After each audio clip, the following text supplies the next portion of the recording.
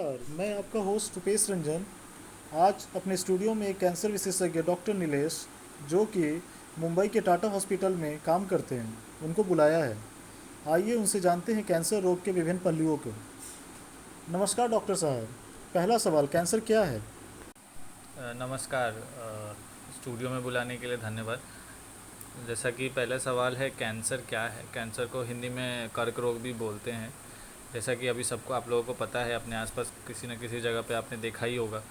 Cancer कोई भी normal जो शरीर का अंग होता है, जब वो ज़रूरत से ज़्यादा उसकी ग्रोथ, यानी कि वो ज़्यादा से ज़्यादा उसके अंदर कोई गांठ बनने लगे, या फिर उसका ग्रोथ जो नॉर्मल टिश्यूज़ होते हैं उनसे ज़्यादा होने लगे, तो उसको कैंसर या कर्क रोग बोलते हैं। सो जैसे कि कैंसर शरीर के किसी भी हिस्से में हो सकता है। तो आपने जैसे सबसे कॉमन आपने देखा होगा, ब्रेस्ट में गांठ होता है, तो जो कि एक मांस की जैसा आपको दिखता है कि एक ब्रेस्ट में गांठ जैसा होता है, मांस जैसा होता है। या फिर आँखों में हो जाता है कई बार। कई लोगों के शरीरों पे विभिन्न प्रकार के गांठ होते हैं। कुछ लोगों के जीभ में, मुंह के अंदर ऐसा अल्सर जैसा बन जाता है, घाव जैसा बन जाता है। तो जो भी ये प्रकार के डिफरेंट डिफरेंट तरीके से वो प्रेजेंट करते हैं, बट सबका जो मूल कारण वही होता है कि जो नॉर्मल जो शरीर के ऑर्गेन्स होते हैं, जो नॉर्मली जो डिवाइड करने की कैपेसिटी होती है, उससे कई गुना ज़्यादा उसकी कैपेसिटी हो जाती है, और जो कि शरीर कितना भी कोशिश करे रोक नहीं पाता। ऐसे कंडीशन को ही हम लोग कैंसर बोलते हैं। धन्यवाद डॉक्टर साहब। आपने बहुत हद तक मदद की। जो आम आदमी होंगे उनको कैंसर के बारे में जानकारी उपलब्ध कराया। अब उनकी जो अनभिज्ञता थी कुछ हद तक दूर हो गई होगी और वो कैंसर रोग से थोड़े बहुत तो परिचित हो ही गए होंगे। धन्यवाद इसके लिए। मेरा दूसरा प्रश्न सर जो आपसे है ना, ये आपने तो कर्क रोग के बारे में बताया। अब जो हमारे दर्शक हैं वो ये जानना चाहते हैं कि कर्क रोग के मेन जो कारण क्या है, मेन कॉजेज़ क्या है, मतलब जिनकी वजह से कर्क रोग, मतलब जिनसे हम लोग पीड़ित हो पाते हैं। कृपया हो सके तो डॉक्टर साहब आप इस पे ध्यान, मतलब थोड़ा प्रकाश डालें तो हमारे दर्शक जनों के लिए बहुत फ़ायदा होगा सर। जैसा कि मैंने बताया, कर्क रोग शरीर के किसी भी हिस्से में हो सकता है, तो उसी प्रकार हर हिस्से में विभिन्न कारणों से होता है। कर्क रोग किसी एक कारण से नहीं हो सकता, वो बहुत सारे कारणों से होता है। ऐसा बोलना कि सिर्फ इस वजह से ही ये होगा, ऐसा मुश्किल है।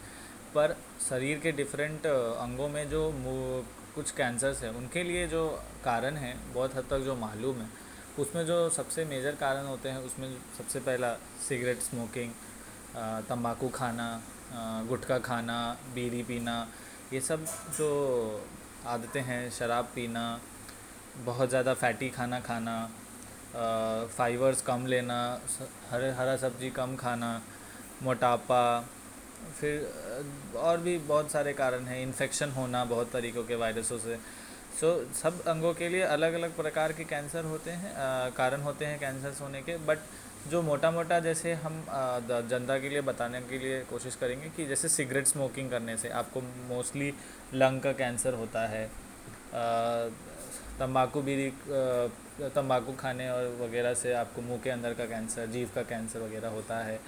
डिफरेंट इन्फेक्शन, जैसे महिलाओं में बच्चेदानी का कैंसर काफ़ी कॉमन है। उसमें एक इन्फेक्शन करने के लिए एक वायरस होता है, एचपीवी वायरस जिसको बोलते हैं, जिसके लिए अब तो वैक्सीन्स भी अवेलेबल हैं। तो उससे आपको बच्चेदानी के कैंसर्स होते हैं। साथ में ज़्यादा मसालेदार खाना खाने से पेट में कैंसर होने का खतरा रहता है।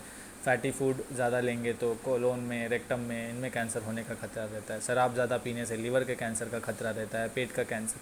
स्मोकिंग एंड अल्कोहल तो सबसे कॉमन ही कारण है, उससे तो ऑलमोस्ट सारे कैंसर के होने का खतरा बढ़ता है।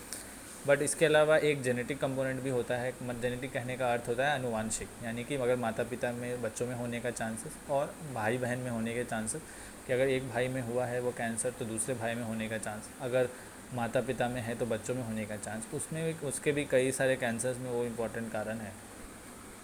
जैसे कि ब्रेस्ट का कैंसर है तो वो माता से बच्चों में, बेटियों में होने का चांसेस बढ़ जाता है। जैसे अब अगर एक बहन को कैंसर है तो दूसरी बहन को भी छाती में कैंसर होने का चांसेस बढ़ जाता है। वैसे ही ओवरी में अगर कैंसर है तो वो भी जनरेशन बाई जनरेशन जाता है। तो अगर कोई भी ऐसा कैंसर हो जो कि कम उम्र में हो, महिलाओं में 30 साल 35 साल की उम्र में ही कोई कैंसर अगर मिले, तो उन महिलाओं को जेनेटिक जांच कराना चाहिए, अपने परिवार वालों का भी कराना चाहिए, माता पिता सबका। और जिनमें भी कोई भी ऐसा जेनेटिक का रिस्क फैक्टर मिलता है, उनका हम लोग उसी हिसाब से इलाज के लिए और उनका स्क्रीनिंग करते हैं।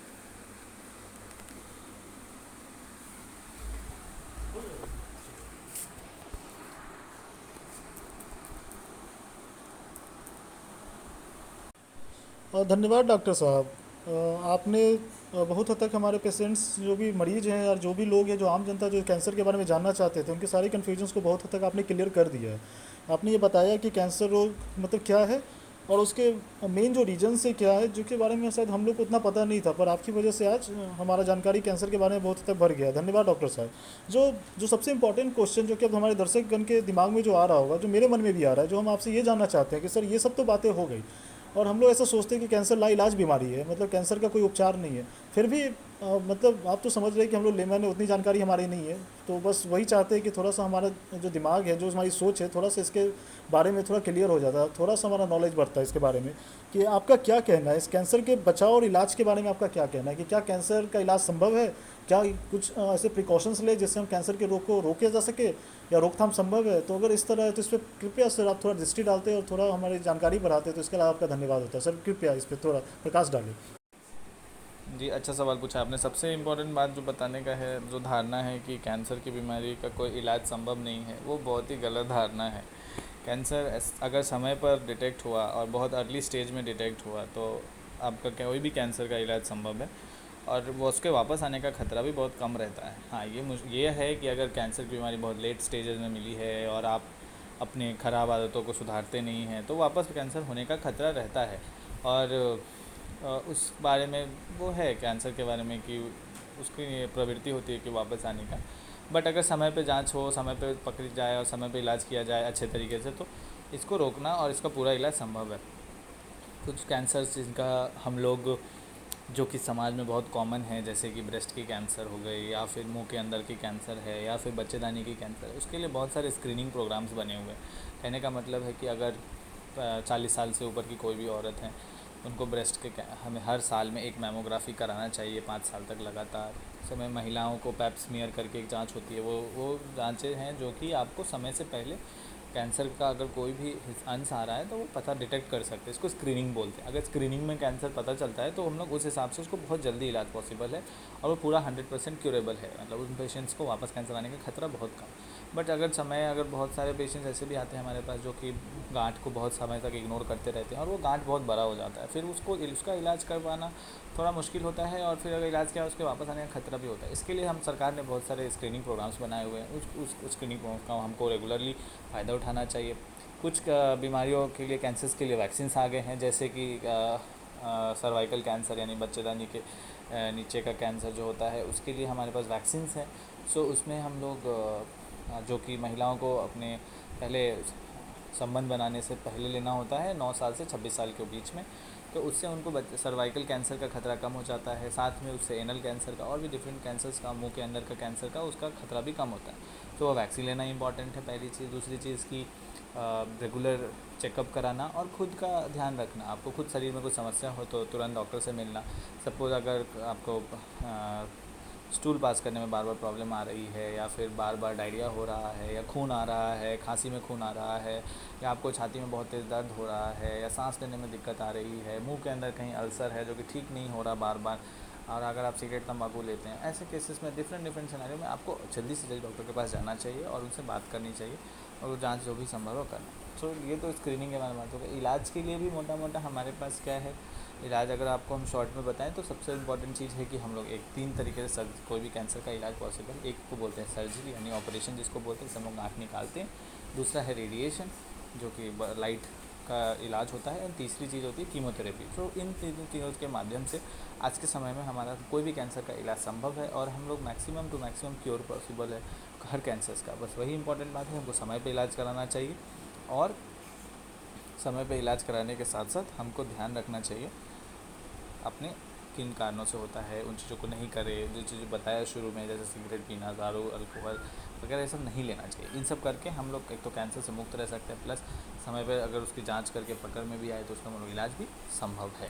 तो ये बोलना कि कैंसर का जाला इलाज है, ऐसा नहीं होता है अनलेस कि आप बहुत ज़्यादा केयरलेस हैं या फिर आप खुद का ध्यान नहीं रखते हैं, तो बोलना मुश्किल है। और समय पे हॉस्पिटल जाना, अच्छे हॉस्पिटल में इलाज कराना और समय पे अपना ध्यान, खाने का ध्यान सब रखना, तो सब कैंसर का इलाज वगैरह सब संभव है आज के समय में। धन्यवाद। धन्यवाद डॉक्टर साहब, आप मेरे स्टूडियो में आए इसका आपका लाख लाख धन्यवाद। हमारे पेशेंट्स के मन में जो भी कन्फ्यूज़न था उसको क्लियर करने के लिए, कैंसर रोग के बारे में जानकारी बढ़ाने के लिए आपका डॉक्टर साहब बहुत बहुत धन्यवाद। आप मेरे स्टूडियो में आए इसका मेनी मेनी थैंक्स सर।